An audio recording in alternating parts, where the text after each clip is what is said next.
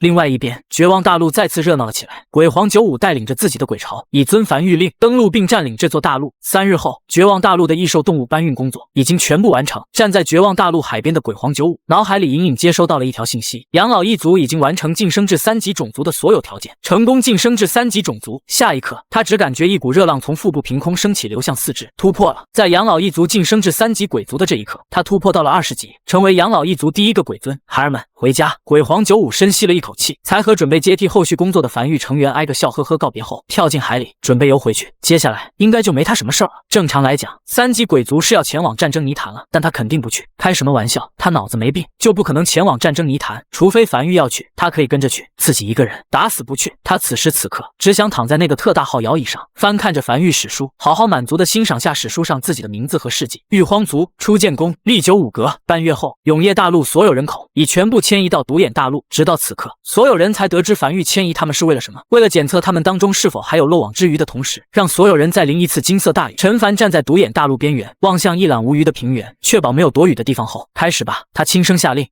下一刻，安放在独眼大陆的所有鬼火被近乎齐齐瞬间点亮，如之前一样，只是每座鬼火都爆发出一道金黄光柱，光柱持续不断上升，越来越高，在视线尽头汇聚成了一道金黄光柱般，直冲9天。紧接着，金黄色光柱猛地炸开，彻底碎裂，一场金黄色的大雨，亿万颗雨滴从9天之上均匀地洒向整个新大陆，洒在人身上。大雨结束后，梵域后秦阁继续安排人口通过海底隧道的高铁回到永夜大陆，并未发现有残留企业人。时间一点一点流逝，日子又回归了平静，直至永夜新历03年3月7日，陈凡正在无名山1号洞穴里忙活着。今天是周末的忌日，他要去岐渠岛看看周末。狱主身旁，王奎如往常一样汇报着，在过去的1年内，梵域共清除了不少2级鬼族，又收服了15座大陆。现在的梵域共拥有了22座大陆。经过去年1年的努力，梵域的鬼尸储备也达到了1万亿枚。知道了。陈凡听完汇报后，没让任何人陪同，独自一人前往传送阵。白光闪过，陈凡已出现在岐渠岛。狱主守在这里的梵域成员顿时精神一振，身子挺得笔直，高声道：“陈凡点了点头，直直走向周末所在的那座墓前。开棺。”是。很快，开幕起棺。陈凡望向面色苍白、安静躺在棺材内的周末，和张太平的尸体一样，身体上漂浮着金黄色的光点，这是死后服用天运的效果。天运不会增加岐渠岛的复活概率，但却会让尸体上漂浮起金黄色光点。具体有什么效果，不知道。问天灵也没有给出答案，但总归应该是好事才对。只是周末看起来依旧没有任何复活的迹象。陈凡对此也没有失落，从最开始的1天来一次，到最后1周来一次，直至距离他上次前来已经是3月前了。他不是忘记了周末，固然齐越担任新的战阁阁主后做的也很不错，尽职尽能，但他还是记得周末，想周末。只是他也渐渐释然了，岐渠岛复活一个人的概率太低了。梵域已经拥有岐渠岛1年了，至今为止，埋在岐渠岛上的人并未有1人复活。他想，岐渠岛的真正作用或许不是复活，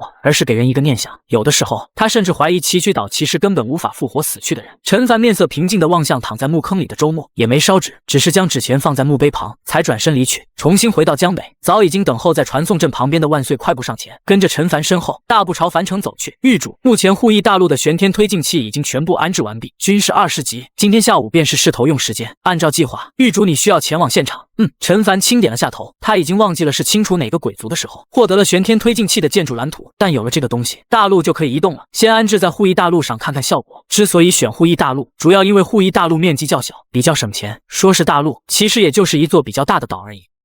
就在这时，不远处，一条1米多长的鳄鱼正快速朝他奔跑而来，最后停在他脚边。扣扣，陈凡笑了起来，蹲下身子轻抚着扣扣脑袋。微微的沉睡时间比他想的要更久，自从服用了那颗异兽之心后，便陷入了沉睡。如今已经过去1年之久了。更离奇的是，微微的父母本在待产，但不知为何也纷纷陷入了沉睡。以前微微父母待产的时候可是没陷入沉睡的，原本应该出生的新的小崽也在微微母亲腹部里陷入了沉睡。一家5口，4个沉睡，只有扣扣。扣扣这1年来无聊了，总会来找他。扣扣不会说话，也不干什么，只是跟在他身旁，趴在地上看着。他也不知道有什么好看的，但扣扣好像不觉得无趣。至于扣扣身上的变化，药王谷最后那边给出了一个结论，不清楚有什么具体变化。反正苏醒之后的扣扣比以前体力和耐力好了不少，比微微都要强很多。当然，没有微微那种可以破戒的能力，他也不在意。他对此本来也就没太多期待，在他心里，扣扣还是一个孩子。梵域还没落魄到指望一个孩子来对梵域做出多大贡献。你哥哥不是留下了很多玩具吗？扣扣摇了摇头，眼里流露出一丝无趣。虽然不会说话，但陈凡凡看懂了，都玩腻了，你哥哥那么多玩具，你都玩腻了。陈凡有些诧异，扣扣又摇了摇头，随后又自得地张开大嘴，吐出一颗极其美艳的桃树。你意思是，你哥哥的玩具都不好玩，你收集了你自己的玩具？扣扣自得地点了点头，不错。陈凡面色微微古怪地望向地上那棵桃树，这又是从哪弄来的？扣扣这些日子一直在跟随后勤阁清理战场的人员，前往各个大陆，虽然也帮不上什么太多的忙，只是看起来在这个过程中，扣扣也找到了不少喜欢的玩具。在得到了陈凡的鼓励后，扣扣像是找到同好一般，张开大嘴，吐出一个一个自己珍藏的玩具。陈凡笑盈盈地望向眼前这一幕，吞天鳄肚子里都有一个储物空间，和魏代分开的，能装不少东西。万岁也没再汇报，也笑盈盈地站在陈凡身后望向眼前这一幕。只是一炷香后，陈凡的面色渐渐茫然起来，他望向周围堆满了的玩具和面前那根通天柱，终于忍不住抬手打住，声音有些微微发颤。等等，扣扣，这根通天柱是……我知道，导弹储备基地那边上次和我说了，说你经常趴在他们基地外面盯着通天柱看，我就让他们给了你一根1级通天柱，当做给你的玩具。我是说，你为什么能将一根通天柱装进肚子里？陈凡下意识地揉了揉眼睛，望向四周。通天柱在未启动之前，足足有数百米的高度。吞天鳄腹部是有储物空间没错，但根本不可能他妈装的下一根通天柱啊！而且扣扣吐出来的东西已经远超正常吞天鳄腹部可容纳空间了，魏魏肚子里可装不下这么多东西。扣扣偏着脑袋望向陈凡，瞳孔里有些疑惑，像是不知道陈凡在疑惑什么。等等，陈凡突然反应过来了什么，带着扣扣大步走上一旁的繁育高铁。扣扣，你跟我来一趟繁育无名山后方的导弹储备基地。扣扣，你试着多吞一些通天柱，装进你肚子里的储物空间里，装到塞不下为止。扣扣虽然有些不明白，但还是重重点头。下一刻，扣扣冲到一根通天柱面前，张开嘴，嘴张得并不大，甚至带着一丝大家闺秀的矜持，但面前的这根通天柱却开始快速变小，并消失在扣扣嘴里，速度很快，一根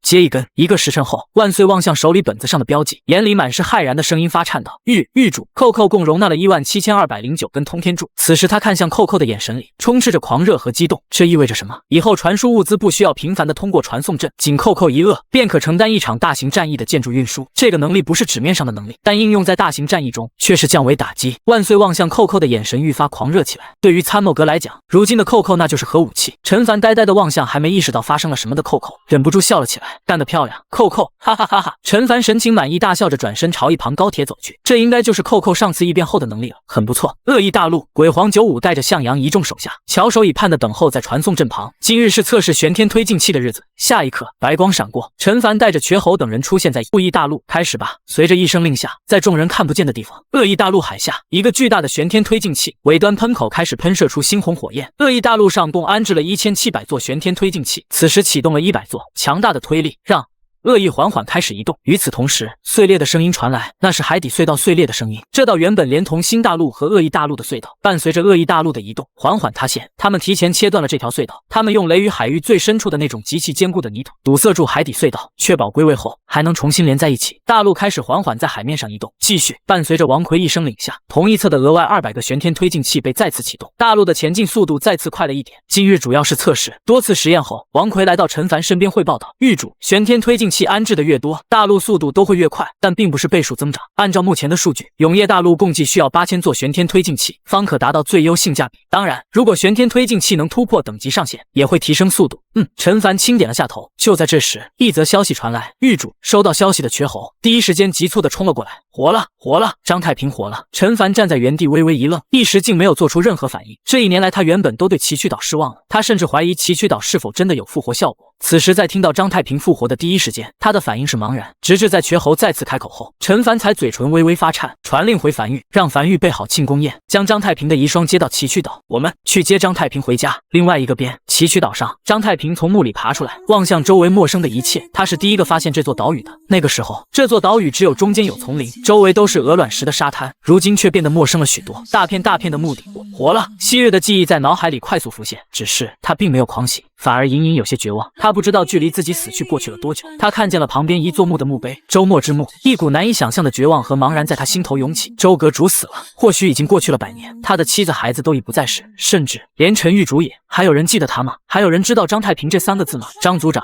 身旁传来一道声音中夹着激动的声音，只见一个身穿樊玉服饰的成员不知何时站在身边。樊玉后勤阁守墓一组成员王妃见过张组长，玉主已收到消息，在赶来的路上马上就到。玉主还活着，自然我死多久了？1年出头多一点。1年吗？张太平神情恍惚着，内心的那种无助稍微消散了一点，但很快又指向身旁的穆周阁主事，死战牺牲，死于企业人手里。张太平沉默着没有讲话，他甚至都不知道企业人是哪方势力。这1年内，樊玉经历了多少危机，他不知道，但他知道樊玉这1年肯定不轻松，连周阁主都战死了。下一刻，崎岖岛上的传送阵闪过阵阵白光，陈凡等人已赶来。太平，陈凡站在远处，并未靠近。跟在他们身后的一个女人，则是在看见张太平的一瞬间，眼红瞬间通红，快步跑进张太平怀里，瞬间泪如雨崩。爹爹！而在女人身后，一个穿着开裆裤的肥嘟嘟男婴跌跌撞撞爬过来，最后才拽紧张太平的裤脚，抬头望向那张满是沧桑的脸颊，艰难地挤出2个字：爹爹亲。原本还在准备安慰妻子的张太平，听到这声奶声奶气的爹爹后，瞬间忍不住的眼眶通红，蹲下身子，将女人和男婴一同抱在怀里。陈凡和瘸猴等人没有靠近，只是默默站在远处望向这一幕，将时间留给几人。片刻后，张太平小跑到陈凡面前，右拳重重砸至左胸，深吸了一口气后高吼道：樊玉商阁探索组17组州长张太平成功归来，见过狱主。陈凡站在原地安静地望向张太平，对他来讲这张面容有些陌生，他从未单独和张太平见过面。在他得知张太平立功的时候，张太平已经死了，但对方做的事他却极其熟悉，就是这么一个对他来讲近乎陌生的人，为了他的愿景甘愿赴死。我陈凡仅代表樊玉欢迎张太平正式归家。他拍了拍张太平的肩膀，上次遗漏的庆功宴这次必须补上，走回去开席。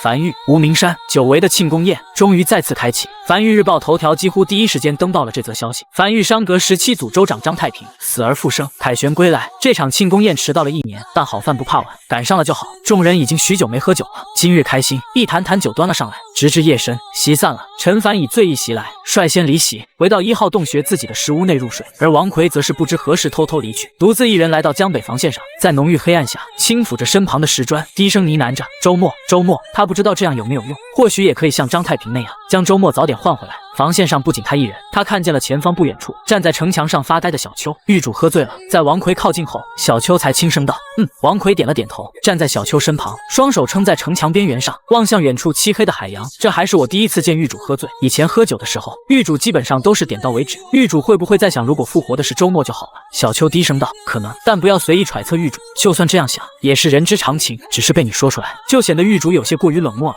小邱没有回话，只是呆呆地站在原地。时间流逝，永夜新历03年4月18日，魏魏醒了，但陈凡是最后知道魏魏醒过来的。当他知道的时候，魏魏干了一件大事，陨落天穹被魏魏击碎了，大量浓郁的气体正从窟窿散下来，落在永夜大陆上，形成一座座鬼矿。而魏魏正满脸得意地趴在平台上，脑袋昂得极高，尾巴如以前样兴奋地不断拍动，只是眼底深处却夹杂着深深的疲惫。少爷，绝侯低下头，不敢直视陈凡的视线，眼神飘忽的小声道：我这辈子没瞒过你任何事，这是第一次，主要是我也觉得这样或许会好点。生日快乐，少爷。魏魏于4月1日便已苏醒，只是苏醒后并未告诉陈凡，而是独自一人东躲西藏的一路从江北跑到了玄武平原，准备独自一人前往玄武天柱破开陨落天穹，在4月18日将此当作生日礼物送给陈凡。但樊玉对玄武天柱的看守极其严格，魏魏抵达的第一时间便被发现，然后消息层层上报，来到了瘸猴手里。瘸猴得知魏魏的意图后，挣扎许久后还是瞒下了这件事。就这样，魏魏趴在玄武天柱上不眠不休，不吃不喝，坐定了18日，于4月18日睁眼挥掌，天穹应声而碎，无穷无尽的灵气从9天之上洒向永夜大陆，好像在世人宣告，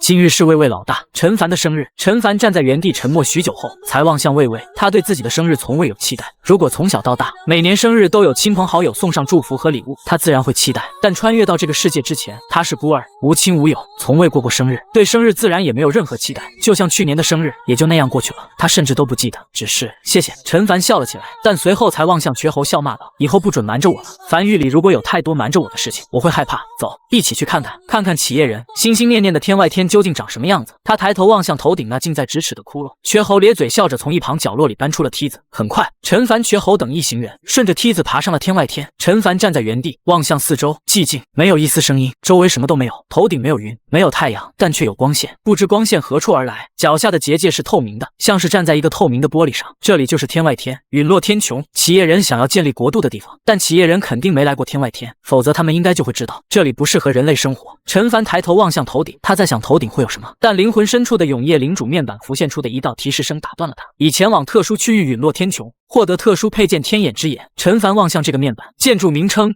天眼之眼，建筑品级白色，建筑等级1级，建筑模块不可升级，建筑效果仅可安置在陨落天穹内部，并可监视正下方区域，打造一个天眼之眼，所需10万枚鬼石。陈凡走至一旁角落，很快，伴随着大量白色线条在空中浮现并凝实，一个足足有10米宽的正方体落在地面上，并缓缓嵌入地面结界，和地面结界融为一体。随后，正方体建筑被启动，外壳脱落，化成一颗7、8米宽巨大的眼睛，如天道在俯瞰人间般。他望向灵魂深处天眼之眼所传来的信息，范围极其大。陈凡待在原地，意识沉浸在灵魂深处，这个视角真的很像是天道的世界，而且能不断放大。他不断放大，最后甚至清晰地看见了无名山后山趴在树上的一个知了。这个建筑可接入天眼镇大屏中控台，也就是说，如果他打造足够多的天眼之眼，他可以彻底监控永夜大陆这片海域，乃至整个战争泥潭。战争信息有多重要，毋庸置疑。有了天眼之眼，他可以很轻松地对鬼族实行斩首计划，对其他大陆的重要建筑进行精准性打击，并且一眼便能看见那里是最薄弱的地方。良久后，他笑了起来，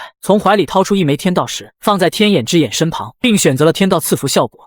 苍天有眼，天眼之眼可在云层书写信息布告天下，类似大陆晋升的天道通告意象。他微微思索了一会儿后，才在天眼之眼输入了指令。下一刻，整个永夜大陆的所有人都看见头顶的云层在快速搅动，最后形成了一行字：陈凡，今天开心。所有人休假，先是茫然，但随后便是兴奋。一是兴奋樊玉竟有这种通天手段，二是放假。自古以来，放假总是令人心情愉悦的。陈凡看得更加清楚，他看见天眼之眼射出了一根细小的猩红光柱，搅动云层，然后才在云层形成了这2行字。这个手段不错，日后樊玉再有什么重要的信息公告，便可用这手段，不但触及的速度更快，最主要是逼格高，这可是天道才拥有的手段。陈凡笑得很开心，望向身后瘸猴等人，大手一挥，干活！瘸猴微微一愣，下意识道：不是说今天放假吗？他倒是不抗拒干活，但主要是少爷的命令有些冲突，他得问一嘴。有理。陈凡突然想起这件事，日后每年4月18都是休息日，所有人当天休假，明天再让后勤阁的人来干活。临走前，他打造了数百个天眼之眼留在这里。次日，后勤阁大批人员赶来，开始在陨落天穹的地面结界上铺设天眼之眼。陈凡将其命名为监天工程。1个月后，时间来到永夜新历5月18日，监天工程已经小有成就，目前天眼之眼已经遍布近乎大半个海域。而樊玉无名山，陈凡正坐在石屋书桌前，意识沉入灵魂深处，连接到护翼大陆上空的那个天眼之眼上，不断放大之下，精准找到了正躺在巨大摇椅上读报的鬼皇95，嘴里还嘟囔着什么，他听不见。天眼之眼只传画面不传音，看起来挺乖。下一个，他像是一个巡逻在自己领地的雄狮一般，暗个巡视这片海域其他大陆的具体状况。别说，这种感觉还挺神奇，不出门半步却能知道天下事。RT 护翼大陆，躺在摇椅上的鬼皇95打了一个重重的喷嚏，揉了揉鼻子，嘀咕道：是不是有人想我了？平淡的日子并不常见，至少陈凡很珍惜这段日子。时间已经来到了永夜新历12月23日，距离保护期结束还剩7天。这一日，陈凡什么都没做，只是独自一人站在江北防线上走着，没让任何人陪同。玄武推进器已在永夜大陆铺设完毕，天眼之眼也在继续铺设，已经铺设到战争泥潭了。他从是星轨里知道了战争泥潭的方位，顺着这个方向一直铺设天眼之眼，自然便可以铺设到战争泥潭。确实很乱，他看见战争泥潭里有很多座大陆在对轰，有的大陆防御全开，只求在战争泥潭的角落里蹭一蹭，有的大陆则是火力全开，彼此对轰，鬼潮漫天，将海水染黑。而令人不太愉快的是，他看见一座在3日前退出了战争泥潭，在战争泥潭附近的海域里原地休整，并且已经调转方向，朝樊玉所在的海域赶来。通过天眼之眼，他看见了这座大陆上飘荡的旗帜，荒族是星鬼贪心所在的那个3级鬼族，目标极其明确，速度如果保持不变的话，预计20日后抵达永夜大陆附近，也就是在保护期结束后的第13天。陈凡独自一人安静地走在江北防线上，而在樊玉大批樊玉成员则是已经将战略储备仓库全部打开，将大批的鬼石搬出来。这一战对他来讲至关重要，存了3年的战略储备仓库到了开启的这一日。远在数万里之外，一座大陆正在缓缓移动，而在大陆核心区域，一个高10米的鬼物正坐在宫殿内的王座上，望向手里的地图，身旁下属汇报道：王，我们已按计划暂时退出战争泥潭，预计还有20日便可抵达永夜大陆。这尊鬼物没有讲话，只是淡然地望向手里的地图。按理来讲，一座2级大陆还不值得荒族全体出动，只是贪心既然死在了那片海域，这让他内心升起了一丝警惕，毕竟是天谴之地，不容小觑，否则他不会全军出动的。樊玉正在铺设城墙的陈凡突然笑了起来。参谋阁那边传来消息，天眼之眼探测到在战争泥潭方位有另外一座大陆向他们这里正在移动，这座大陆人数较少，很多都是左撇子，初步判断为企业人的势力，是一座3级大陆。他偏头望向远处渐渐暗下来的天空，确实颇有一种黑云压城城欲摧的感觉。一个3级鬼族，一座3级大陆一起来了，这就是樊玉保护期结束之后所需面对的吗？挺好，也是，如果是他的话，他也会掐点来。这个时候的樊玉确实最脆弱，天眼之眼堪称变态般的监视能力。陈凡一边铺设城墙，一边望向天眼之眼所传回的画面，有些建筑他并未见过，而那些建筑看起来就不一般。尤其是陈凡眼睛微微眯起，从怀里掏出问天铃，描述着有一个建筑应该是炮塔，安置在城墙上，炮管极长，约莫100米左右，表面有猩红纹路，炮塔基座较大，且刻有天眼2字，应该是比较重要的建筑。有一个3级大路，但只有2座这种炮塔。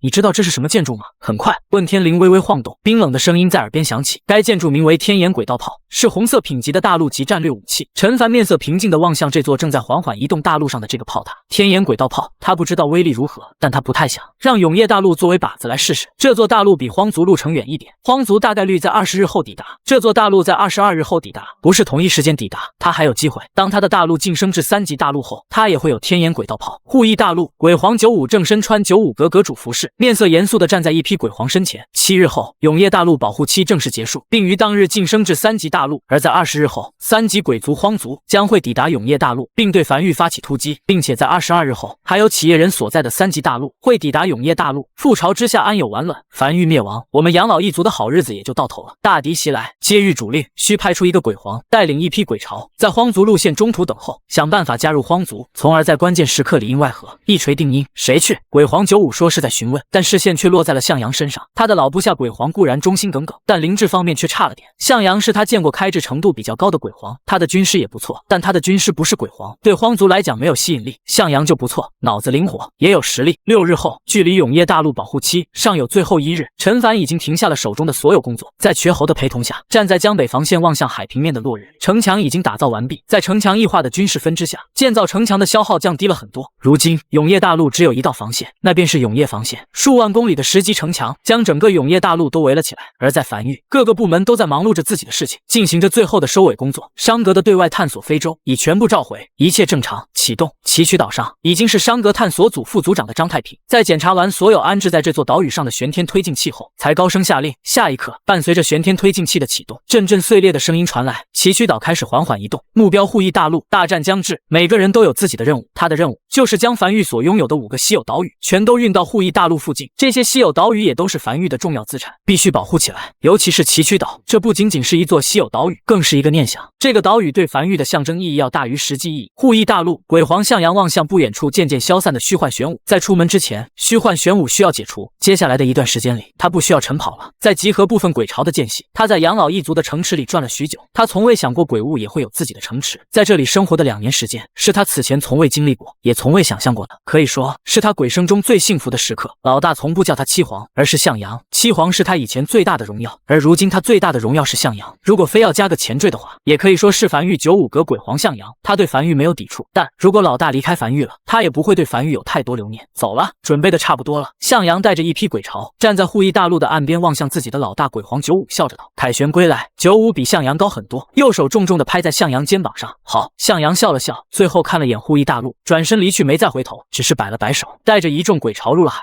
朝远处游去。他会归来的，他会迎着太阳盛大归来，等待他的将会是老大那赞许的眼神和满是好酒好菜的庆功宴。他对樊玉没老大那么深的感情，但既然老大希望，他愿意去做，只因老大是第一个将他当做一个活生生的鬼去看待的鬼。在老大眼里，自己真的是他兄弟，而不是一个工具，是一个在遇见危险的时候会说你一看就没什么战斗力，躲在我身后的老大。这样的老大他以前没遇过，他想世间可能也难有第二个。参谋阁内，参谋阁阁主万岁正望向天眼镇大屏，快速查看樊玉一座座建筑的情况，主要看是否通过铜管接入鬼火，以及重要地段的铜管是否已经虚幻化。他面色颇为严肃，嘴唇泛白，状态很不好。他对樊玉的了解比很多阁主都要多，他知道这场战役对于樊玉来讲意味着什么。或许是樊玉的胜利太多了，所有樊玉成员乃至永业大陆上的百姓对这一战都很乐观，坚信樊玉永不败。但实际情况却不容乐观。如果真正熟读樊玉史书，便会知道樊玉并不是永不败，甚至还在江北雨季的时候，便因为肉虫鬼巢的冲击，将营地前移到了无名山，那是第一败。他对樊玉史书近乎了如指掌，尤其是在上面有了自己的名字后，更是时常把玩欣赏。万岁正在查看天眼大屏上一个个建筑的信息，距离保护期结束只有1日了，留给他们的准备时间已经不多了。但他突然想到了什么，面色瞬间煞白。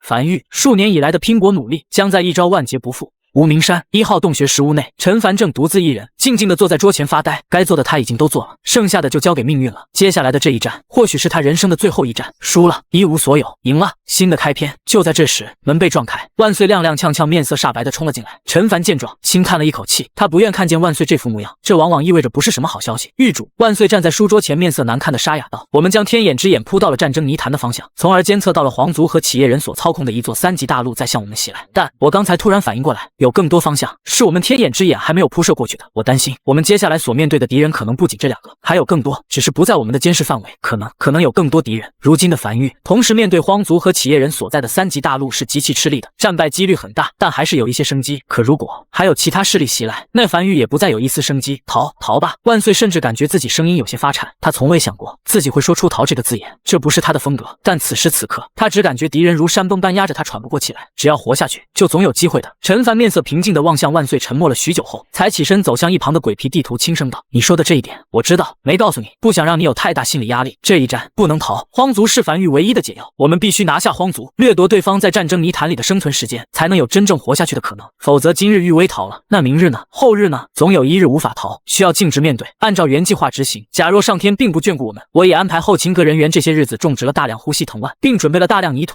粮食等基础生活设备，正源源不断运往天外天。一旦战败，所有人迁移至天外天，度过余生，忘记樊玉，忘记过往。”陈凡安静地望向挂在墙上的鬼皮地图，轻声道：“或许事情并没有我们想的那么糟糕。倘若真到了那一刻，我就不走了。那先生以前跟我吹了很久，说永业大陆很硬，可以随便和其他大陆撞。到时我想试试究竟有多硬。好了。”良久之后，陈凡从鬼皮地图上收回视线，望向万岁，轻声道：“继续按原计划进行，留给我们的时间不多了。如有意外，那是你我的命。得任新大陆。”好猫带着撒哈拉大陆之主乘坐非洲来到新大陆，商阁副阁主张大毛负责亲自接待。在海面上海悬浮着数百艘非洲。张阁主，好猫面色严肃且认真的一字一句道：“我不知道樊玉是怎么看待我们好猫大陆的，但如果我们真要被一个3级大陆统治，我更希望那个3级大陆是樊玉，而不是其他势力。樊玉玉威，这是我们尽自己所能资助的一些资源，不求回报，但求樊玉成功度过此劫。这是1000亿枚鬼石。”好猫深吸了一口气，沙哑道：“这是好猫大陆和撒哈拉大陆带来的所有鬼石，各占500亿枚。它只是一个2级大陆，还在2年前给樊玉了一批鬼石。这500亿鬼石，说句有些狼狈的话，那是他砸锅卖铁凑出来的。这批鬼石给出去，好猫大陆几乎没有任何军事底蕴了。”张大毛默默地望向眼前2人和2人身后悬浮在海面上的大批非洲。樊玉有保密条款，他无法告诉2人樊玉的敌人是谁，只能在沉默许久后，将右拳缓缓砸在左胸上。狱主要是缠身无法亲自接待，让我转告2位，倘若樊玉能度过这次危机，以后撒哈拉大陆和好猫大陆将在樊玉拥有最高的礼宾待遇。2位的敌人便是樊玉的敌人。这1000亿枚鬼石，我代樊玉收下了。你客气，待我向陈狱主传话，就说我好猫信他，这次肯定也没问题的。1日后，阵阵碎裂的声音在永业大陆上空响起，时长3年的保护期正式碎裂，浓郁的天地灵气从9天之上洒向永业大陆，准予升格。如上次一样，数亿万道极细且成淡金的丝线从高空垂了下来，随后在永业大陆上空形成了4个金光闪闪并极其巨大的字。这意味着永业大陆从此沾上了世界级的舞台，真正可以在这方天地间拥有自己的声音。这4个大字在空中足足持续了1炷香的时间之后，这4个字才化作雨水，再次洒向大陆。陈凡在瘸猴的陪同下，站在江北防线上，感受着这场清凉且久违的雨水。永业新历04年1月1日，樊玉晋升突破至3级大陆。他轻笑着望向远处，保护期结束了，围绕着雷雨海域的大批鬼潮开始发狂了一般，朝永业大陆发起了冲锋。只是数万公里的10级城墙将永业大陆保护在其中，只待进入射程，一门门20级的式神炮开始疯狂咆哮。当一枚枚猩红光弹落入鬼潮中，一边倒的屠杀开始了。这批曾经覆灭了新大陆的那批鬼潮，在面对永业大陆时显得极其无力。少爷，都在这儿了。瘸猴上前轻声道。陈凡转身望去，身后摆放着后勤阁成员搬来的99座天道炮。